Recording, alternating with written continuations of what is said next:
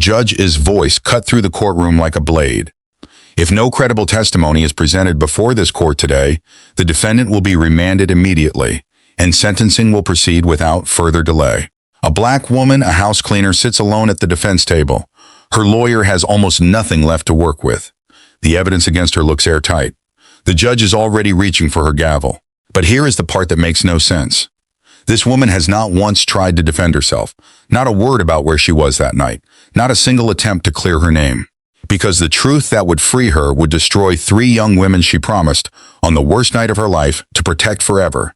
She made that promise in the dark, inside a burning house, 14 years ago. Today she is about to pay for it in front of everyone, and then the courtroom doors swung open. 3 women walked in, and what happened next was something none of them would ever fully find the words to describe. Hello friends, welcome. Before we begin, please like this video, share it, and subscribe to the channel. Also, let us know in the comments where you are watching from. Are you watching from the United States, the United Kingdom, Canada, Nigeria, Ghana, South Africa, or somewhere else in the world? We would love to know. And when you finish watching, tell us one thing you learned from the video. Ruby Jean Calloway was the kind of woman who had been underestimated so many times and for so long that she had stopped noticing it the way you stop noticing the hum of a refrigerator. It was simply always there, in the background of everything, the low, constant frequency of being overlooked. She was 53 years old. She had worked in other people's homes for 29 years. She had scrubbed their bathtubs and folded their laundry and learned the particular architecture of their silences, which arguments were old and which ones were new, which children were struggling and which ones were pretending not to be. She knew the private geography of a household the way a cartographer knows a map. Every elevation, every hollow, every place where the ground was soft and might give way under pressure. Ruby had grown up in Macon, Georgia, the third of 5 children raised by a woman named Dottie Calloway, who cleaned houses herself and who had told Ruby from the time she was old enough to understand words that dignity was not something other people gave you. It was something you carried inside yourself and protected like a candle in the wind. You cupped your hands around it. You kept walking. The wind was going to blow regardless. Ruby had believed that. She still believed it. But there had been a period in her life, a stretch of about 4 years in her late 30s, when the candle had come very close to going out entirely. Her husband, a man named Dennis, had left when their daughter Kezia was 7 years old. He had not left dramatically. He had not left with anger or spectacle. He had simply stopped coming home with the same frequency, and then with any frequency at all, and one morning Ruby had woken up and understood without being told that he was not coming back. She had sat in the kitchen for a long time that morning. Then she had made Kezia's lunch, walked her to the school bus, and gone to her first job of the day. That was Ruby. That had always been Ruby. You felt the thing fully. You did not pretend it wasn't happening. And then you made the child's lunch and you kept going. By the time she was 42, Ruby had built something that could be called, by any honest measure, a life. Not a large life. Not a life that would attract anyone's attention from the outside, but a real one. She had a small house in Decatur, Georgia that she rented from a landlord named Mr. Ossie, who was fair and prompt about repairs. She had Kezia, who was 16 by then and sharp-tongued and funny, and so much smarter than Ruby sometimes knew what to do with. She had a client list of 7 households that she cleaned on a rotating schedule, and she had a reputation in the neighborhoods where she worked, Buckhead, Sandy Springs, Brookhaven, the kind of reputation that you build not by advertising but by doing the work so well and so reliably that people tell other people without being asked. She did not have much else. She did not have savings in any amount that would survive a serious emergency. She did not have health insurance beyond the minimum.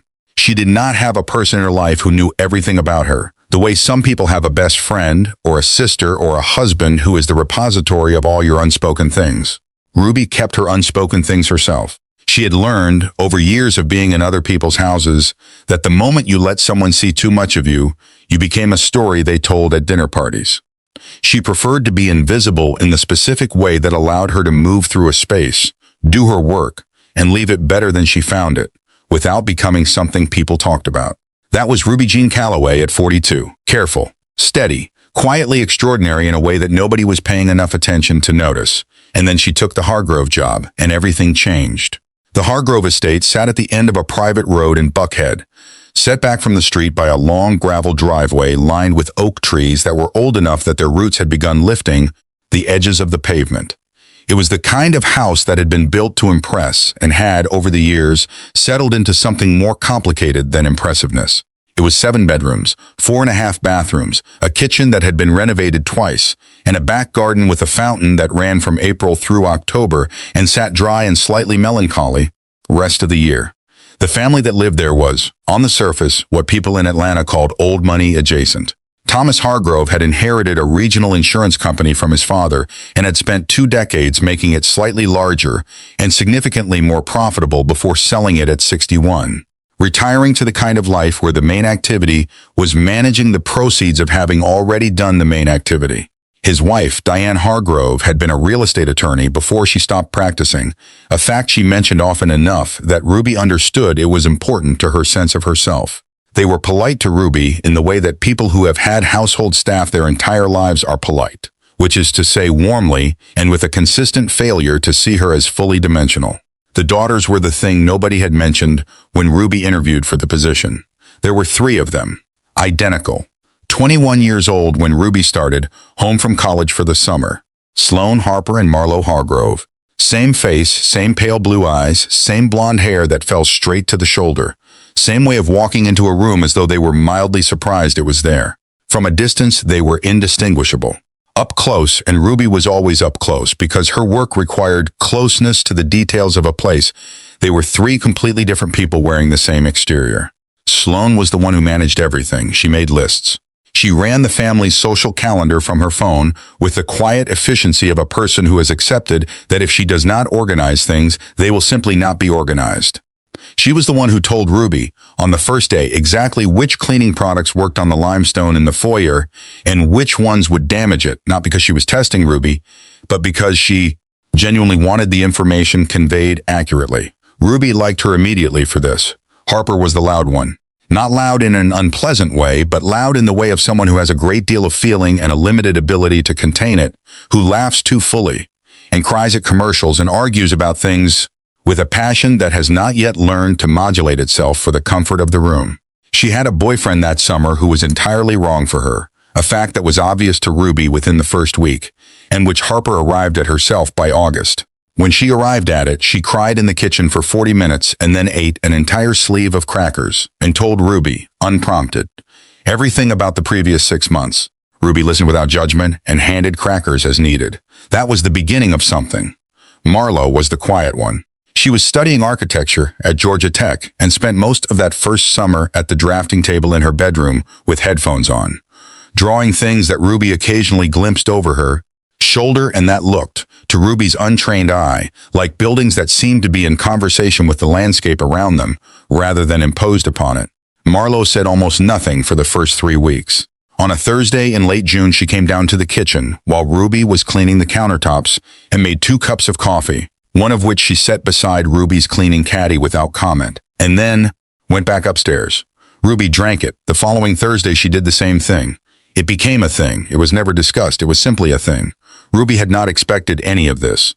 She had expected to clean the house and collect her check and maintain the particular invisible competence that was her professional signature. She had not expected 3 young women who each in their own way began to let her in. Thomas and Diane Hargrove noticed none of it. They were people whose attention was organized around the macro, the house as an asset, the daughters as an achievement, the staff as a function. They did not notice the coffee on Thursdays or Harper's cry sessions in the kitchen, or the fact that Sloane had started leaving Ruby notes about which rooms needed priority attention that week, notes that Ruby reciprocated with her own notes about supplies running low. A small, practical system of communication between 2 people who both fundamentally preferred information to guesswork. Ruby told herself, sensibly, that this was simply a pleasant work situation and not to make too much of it. She had been in pleasant work situations before that had ended without ceremony when families moved or circumstances changed, or the children grew up and went away.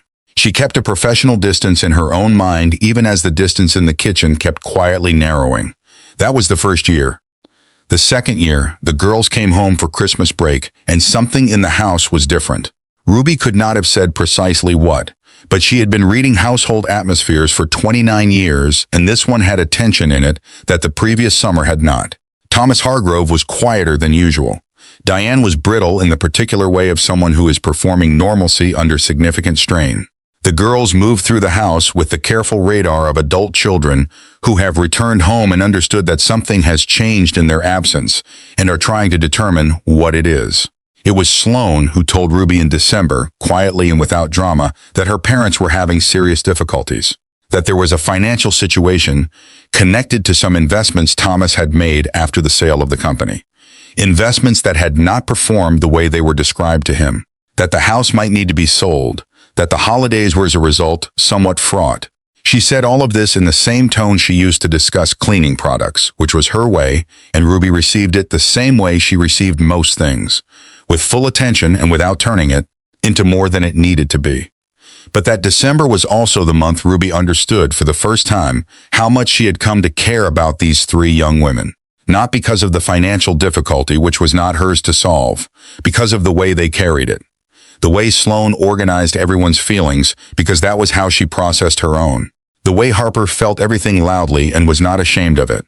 The way Marlowe went quieter than usual and came down on Thursday morning and made 2 cups of coffee and this time sat down at the kitchen table and drank hers across from Ruby and still said almost nothing, and that was enough. It was enough for both of them. Ruby drove home that December and sat in her own kitchen in Decatur and thought about Dottie Calloway's candle, the one you cupped your hands around in the wind. She thought about how sometimes the cupping is not just for your own flame. It happened on a Saturday night in March of the following year. The Hargroves had gone to a charity event, a gala of some kind at a hotel downtown. Ruby was not supposed to be at the house that night. She had come back because she had left her phone charger in the kitchen and her phone was at 14%. And Kezia, who was 17 by then and had her first real job and her first real independence, sometimes called late on Saturdays just to talk. She let herself in with her key. She noticed the smell before she noticed anything else. It was not a large fire yet.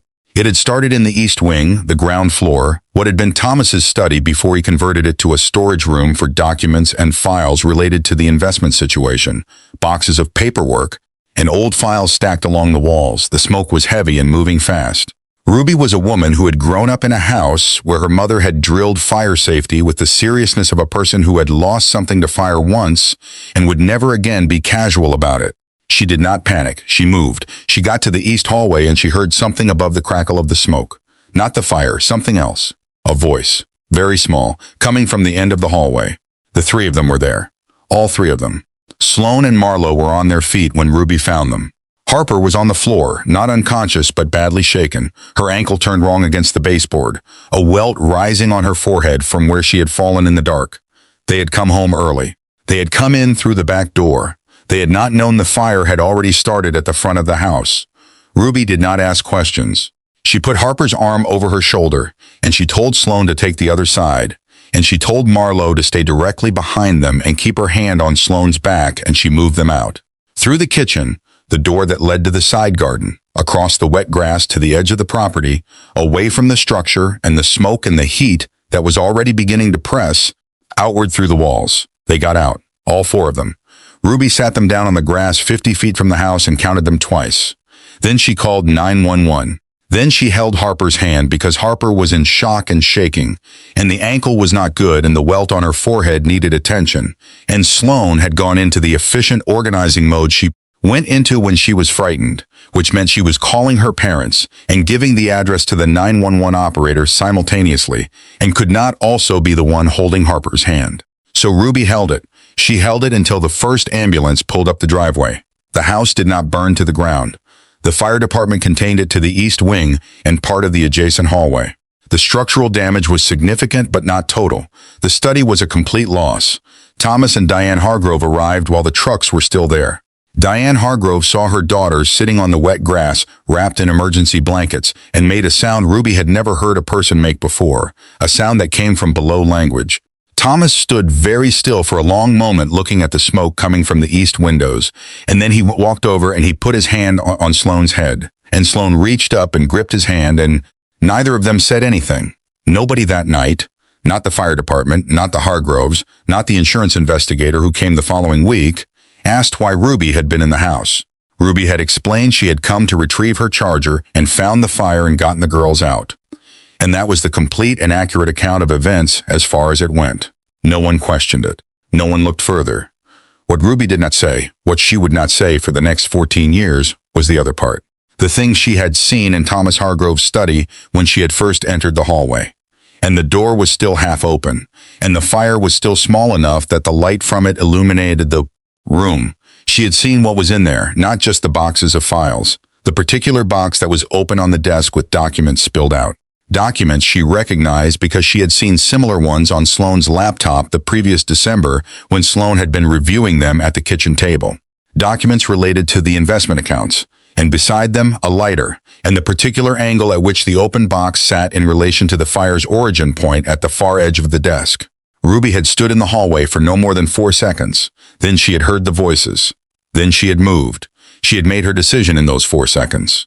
She had not reviewed it or reconsidered it in the years that followed. She had simply made it, and she had lived inside it. The way you live inside a house that has its share of problems but is the one you chose, and you are not going to stand outside it. What she had decided was this: the girls had been in that house. If what she suspected about the fire's origin was true, if Thomas Hargrove had made a choice that night in that study that was connected to the financial situation, the insurance payout that would follow a documented accidental fire, then that was a thing with consequences that went in all directions. And 3 of those directions pointed straight at Sloane and Harper and Marlowe, who had been inside the house at the time and who knew nothing about what was in that study or what any of it meant. If Ruby said what she had seen, there would be questions. There would be an investigation.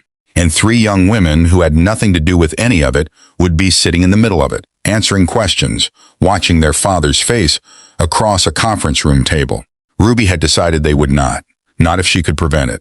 So she had kept what she saw, folded it up, and put it somewhere very deep inside herself. In the same place she kept everything she carried alone, and she had not spoken of it. 14 years.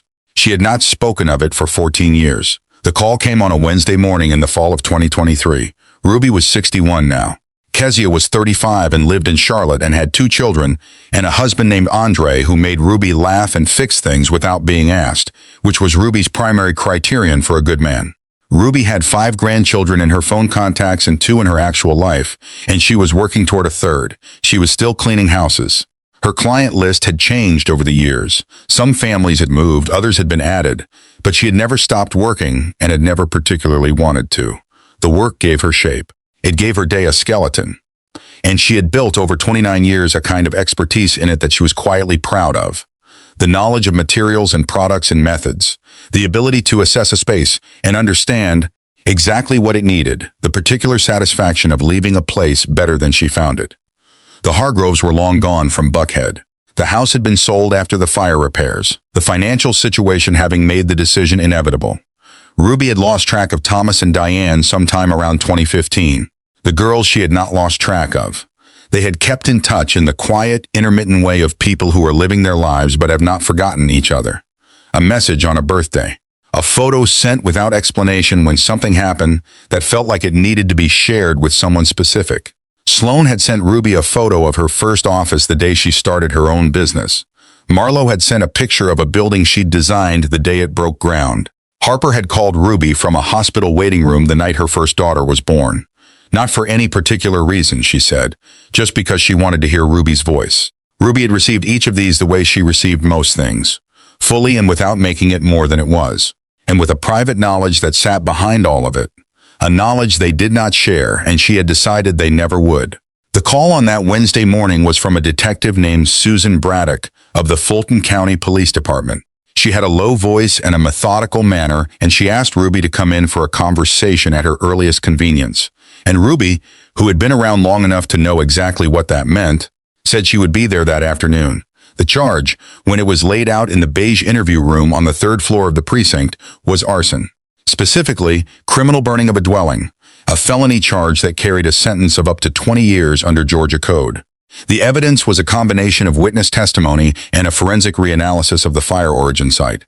A reanalysis conducted as part of a broader insurance fraud investigation into Thomas Hargrove's financial dealings, an investigation that had begun 2 years earlier and had finally, with the cooperation of a former business associate of Thomas's who had agreed to testify, arrived at the fire of March 2009.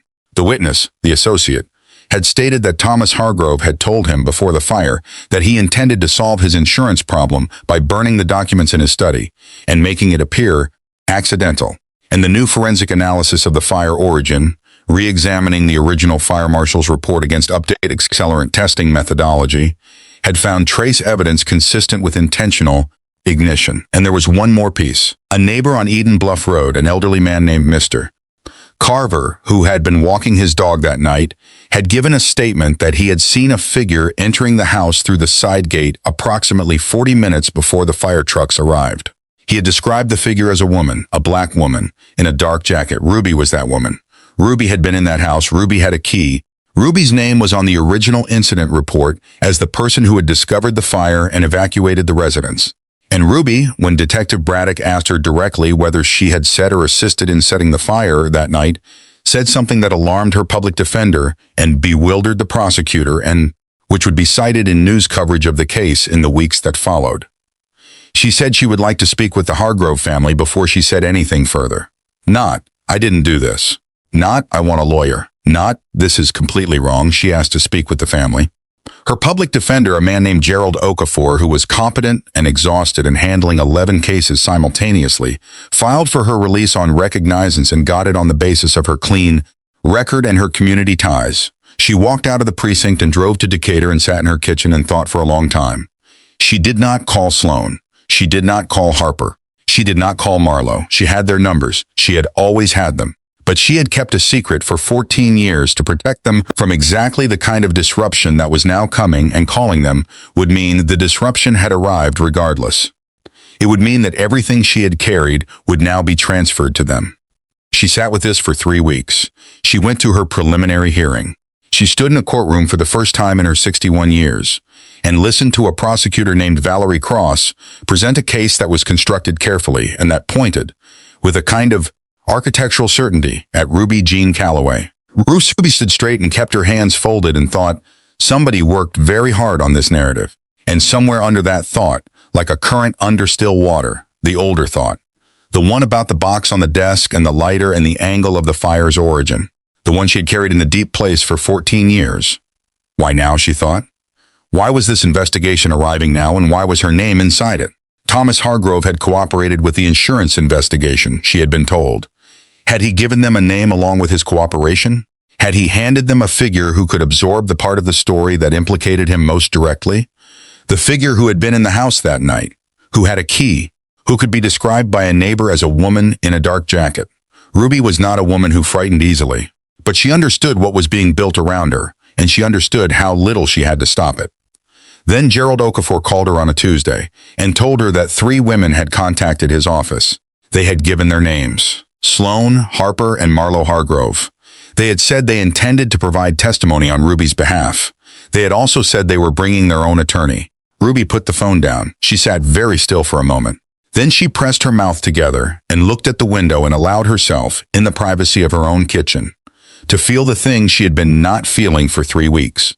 The relief was not clean. It was complicated and warm and frightening all at once. The way relief is when you have been holding something too long and you finally put it down and your arms ache from the effort of both the carrying and the letting go.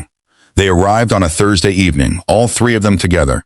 Ruby opened the door, and there they were, 40 years old now, and carrying themselves with the particular gravity of women who have been through things and built something on the other side of them.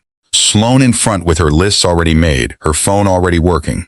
Harper slightly behind her with her coat still half on, the emotional weather of the room already visible on her face. Marlowe at the back watching, reading Ruby the way Ruby had always read houses, quietly and with complete attention. Ruby made coffee, 4 cups. And this time it was Ruby who sat across from them and told the truth she had held for 14 years. She told them everything.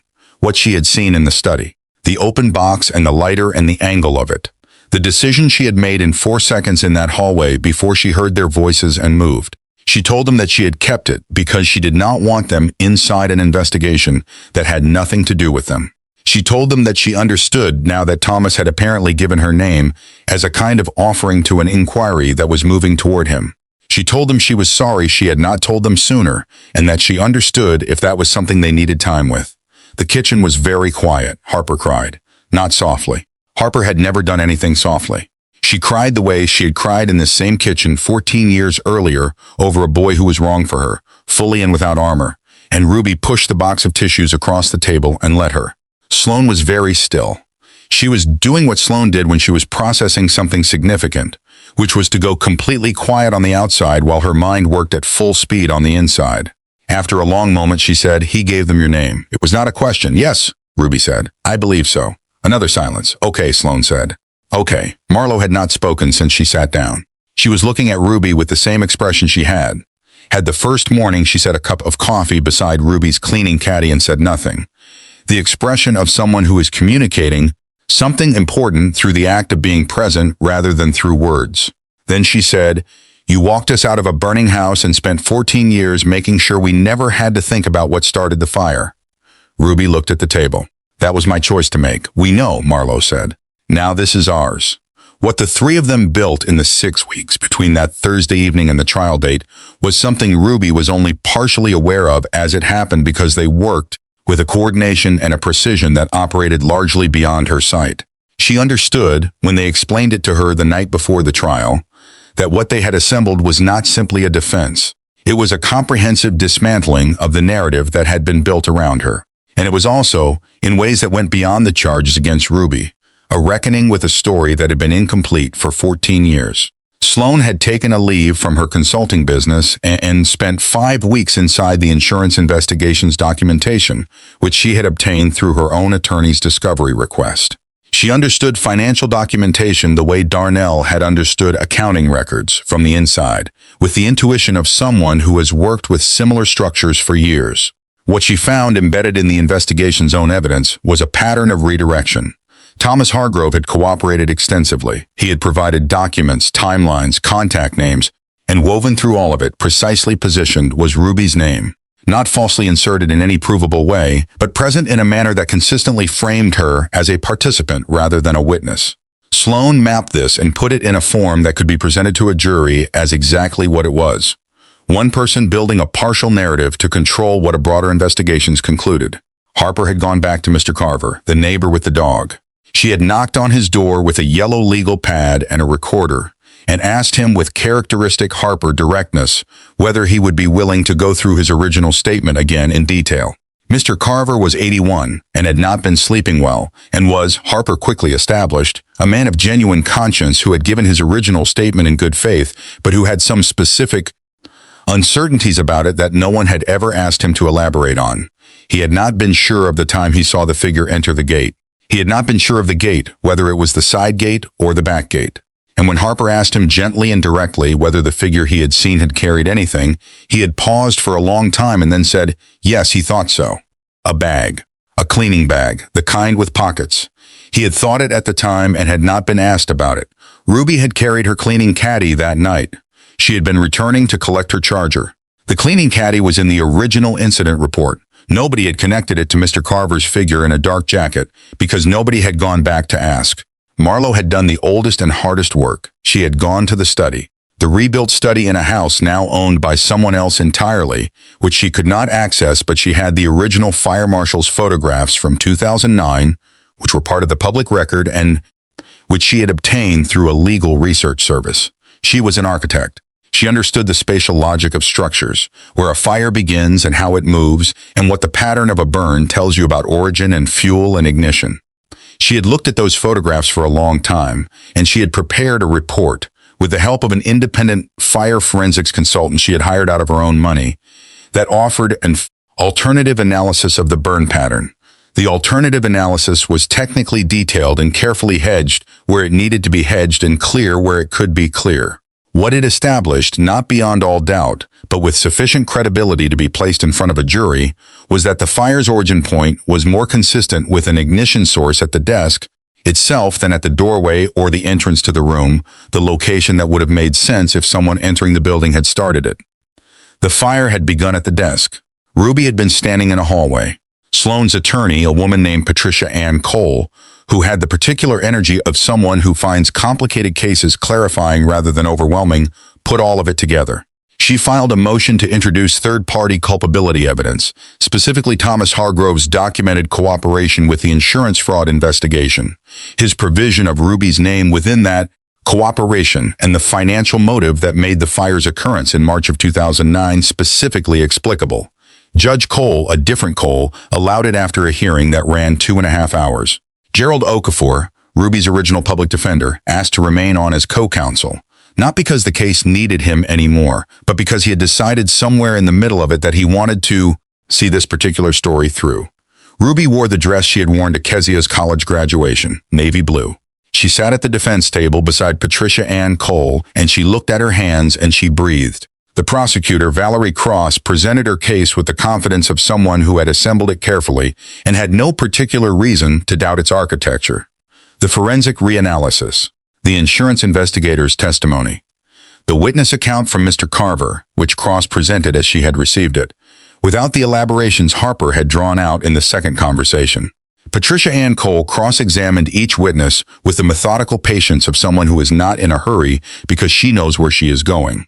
With the forensic expert, she introduced Marlowe's independent analysis and asked the expert, point by point, to address each of its technical conclusions.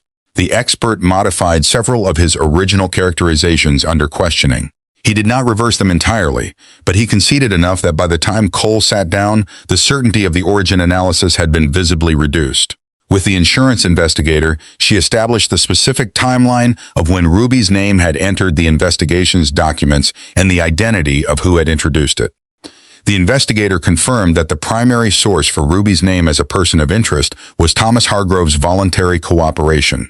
Cole asked whether the investigation had independently corroborated Ruby's involvement through any means other than Hargrove's account. The investigator paused. He said the forensic reanalysis and the neighbor's statement. Cole nodded and said nothing further. With Mr. Carver, whom Cross had not recalled for redirect, Cole called him back to the stand herself. She asked him, gently and without pressure, to describe again everything he remembered about the figure he had seen. Mr. Carver described it. He described the bag. The cleaning bag with pockets on the side. He said he had thought about it since the young woman had come to speak with him, meaning Harper, and he was fairly certain that's what it had been. He'd seen similar bags in the neighborhood over the years. House cleaners carried them. He had not thought it unusual. He had simply noted a figure entering the gate. Cross objected that this was new testimony not disclosed in discovery. Cole produced Harper's recording of the conversation with Mr. Carver, which had been disclosed to the prosecution 2 weeks earlier, and which had apparently not been flagged with sufficient urgency inside the prosecution's own office. Judge Renata Douglas looked at the recording notation, looked at Cross, and allowed the testimony. Then Cole called Sloane to the stand. Sloane Hargrove, 40 years old in a gray suit, with the same precise and organized attention she had always had, sat in the witness box and described in careful and specific terms what she had found in the insurance investigation's documentation. The pattern of reference to Ruby. The timeline of when those references appeared in relation to her father's cooperation. The financial context of the fire and what a successful insurance claim in March of 2009 would have meant for Thomas Hargrove's position. She said it all with the same tone she had used in the kitchen to discuss limestone cleaning products, which was to say she said it clearly and without editorializing and let the facts carry themselves. Cross-examined her on her relationship to the defendant. Sloane confirmed that Ruby had worked for her family and that she considered Ruby a significant person in her life. She said this without apology or elaboration. She did not perform emotion, she stated the fact. Cross asked whether her testimony might be influenced by that relationship. Sloane said, in a voice that was so steady it was itself a kind of answer, that her testimony was drawn from documented evidence she had examined independently and could be verified by anyone willing to examine the same documents. She said she would be happy to walk through each source reference if the court wanted to allocate the time. Judge Douglas said that would not be necessary and thanked Ms. Hargrove. Marlowe testified about the fire analysis. She was precise and she was technical, and she did not overstate what the forensic consultant's report concluded, and she did not understate it either. She drew the spatial logic in terms that were accessible without being simplified. By the time she stepped down, the burn origin question had moved from settled to genuinely contested in a way that the prosecution had not prepared for. Harper did not testify. She sat in the gallery behind the bar. Ruby could see her from the defense table, and she did not look at her often, because looking at Harper was like looking directly at the emotional weather of the room, and Ruby needed to be steady. But once, in a moment between witnesses, Ruby glanced back. Harper was watching the judge with the focus of someone who is performing absolutely no suppression of how much this moment matters to her. And she had her hand pressed flat on her sternum, over her heart, the way she had held it in the kitchen 14 years earlier, when she had cried about a boy and eaten crackers and Ruby had listened. Ruby looked away. She pressed her own hands flat on the table. She breathed. Patricia Ann Cole's closing was 12 minutes. She said that what had been presented to this court was a case built on a single source, a man with significant personal motive to redirect attention away from himself, a man who had provided a name that fit a convenient external narrative and had let the forensic reanalysis and an honest neighbor's incomplete recollection do the rest of the structural work. She said that Ruby Jean Calloway had been in that house that night because she had left her phone charger in the kitchen. She had been there when the fire started. She had gotten 3 people out of a burning building. She had reported it. She had done all of this, and then she had spent 14 years cleaning houses and raising her daughter and being exactly the person she had always been, quiet and invisible and indispensable in the way that people like Ruby always are, until someone needed a name to give an investigation and found one in a file from 14 years ago. She said the evidence does not place Ruby Jean Calloway at the origin of that fire. The evidence places her at a gate carrying a cleaning bag, entering a house where she worked, where she had a key, on a night when a fire she did not start was already beginning in a room she never entered. That is what the evidence shows. Everything else is a story someone else needed to tell. She sat down. The jury deliberated for 4 hours and 11 minutes. They returned a verdict of not guilty on all charges. Ruby sat at the defense table and heard the words and did not move for a moment. Then Patricia Ann Cole put a hand briefly on her shoulder and said quietly, "It's done." And Ruby nodded. She pressed her mouth together. She looked at the window above the jury box where the late afternoon light was coming in, low and golden. The particular light of an October afternoon that makes everything look like something worth preserving. She breathed it in. She let it out. They went to Harper's house that evening. Harper had made food, more food than 4 people could eat, because Harper processed things by feeding people, and nobody in the room was going to argue with that logic. They sat around her kitchen table, the 4 of them, in the specific warmth of a meal shared between people who have been through something together and have come out the other side of it still whole. Ruby looked at each of them. Sloane, who had spent 6 weeks inside documents so that one woman could sit in a courtroom and hear the right words. Marlowe, who had looked at old photographs of a burned room until she understood what they were saying. Harper, who had sat with an 81-year-old man and asked him the question that nobody had thought to ask the first time. She thought about 14 years. She thought about what it is to carry something and never put it down and never ask anyone to help with the weight because you have decided that the carrying is yours to do. She thought about Dottie Calloway's candle and the wind and the cupping of the hands. She thought about the particular loneliness of the decision she had made in that hallway, in 4 seconds, with smoke coming under the door and 3 voices at the end of the corridor. She did not regret the decision. She did not regret any of it. But she thought about it the way you think about a road you took a long time ago that you could not see the end of when you turned onto it. You could not see the end of it then. Now she could. It ended here, at this table, with these 3 people who had gone to work for her the way she had once gone to work for them, without being asked, without hesitation, without asking what it would cost. "I want to tell you something," Ruby said. They looked at her. "I want to tell you that what you did, coming here, doing all of it, I don't have a word for it." She looked at the table. "I don't have a word that covers it." Harper said immediately, "We do." Ruby looked up. "You walked us out of a burning house," Harper said. "We walked you out of a courtroom. That's just what you do for the people who matter." Sloane nodded once. Marlowe was looking at Ruby with her careful architect's eyes, the eyes that had always been reading the structure beneath the surface. Then she said, "You were never invisible to us, Ruby. You never were." Ruby looked at the window. Outside, the October evening was settling in the way October evenings do, slow and amber and full of a quiet that feels like an exhale. She thought about Kezia, who she would call later tonight, and who would probably already know from some combination of news coverage and Harper texting her directly. Because Harper had gotten Kezia's number sometime in the last 3 years, and Ruby had pretended not to notice. She thought about her grandchildren. She thought about the house in Decatur with the landlord, Mr. Ossie, who was fair and fixed things promptly. She thought about all of it, this life she had built in the spaces between other people's lives, this life that was entirely, specifically, completely her own. She looked back at the table, at the food Harper had made, and the coffee Sloane had already poured, and Marlowe sitting quietly in her chair with her eyes warm and present. "All right," Ruby said. She picked up her fork. "Let's eat." Before you go, I want to ask you something, and I want you to answer honestly in the comments below. Ruby Jean Calloway had a choice. She could have told the truth that night in the hallway and protected herself. Instead, she protected 3 young women who never even knew they needed protecting. And she carried that choice alone for 14 years without asking for anything in return. Here is my question for you. Have you ever protected someone at a cost to yourself and never told them? Or has someone ever done that for you and you only found out much later what it truly cost them? Tell me in the comments. Because stories like Ruby's don't only live in YouTube videos. They live in your families and your neighborhoods and your places of work, carried quietly by people who never asked to be seen. Let's see them today. Drop your story below. And if this moved you, share this video with someone who needs to hear it. We will see you in the next one.